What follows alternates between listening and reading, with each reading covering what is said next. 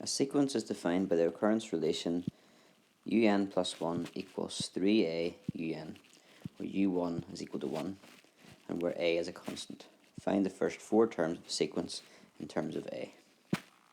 So we'd start off with u1, we're told is 1, u2 is 3a multiplied by the previous term, which is 1, which just gives you 3a.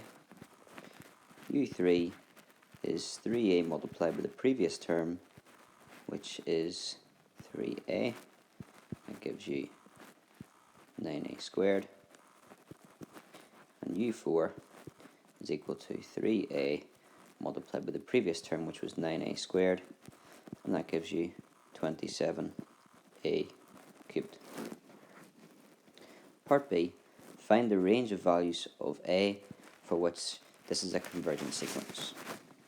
So if we go back to sequences being convergent, something like 10, 5, 2.5, which is 5 over 2, and then 5 over 4, 5 over 8, and so on.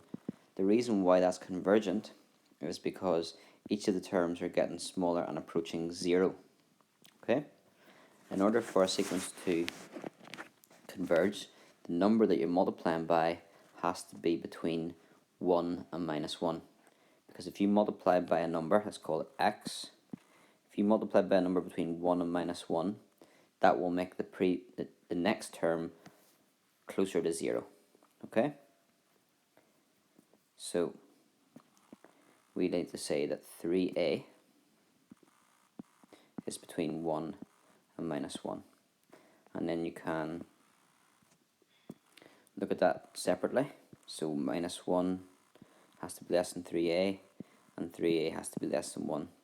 You're just dividing both sides by 3, and you can bring that together. That will be one we could probably get away with not having to separate, but just out of good practice, separate it.